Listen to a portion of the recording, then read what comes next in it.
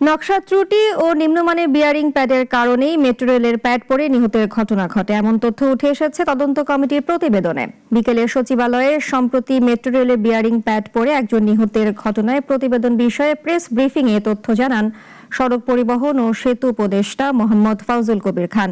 যেসব ত্রুটি পাওয়া গেছে তা নিয়ে জাইকার সাথে কথা বলা হবে বলেও জানান তিনি। তদন্ত কমিটির সদস্যরা জানান, দুর্ঘটনায় নাশকতামূলক কর্মকাণ্ডের কোনো প্রমাণ তদন্ত কমিটি পায়নি।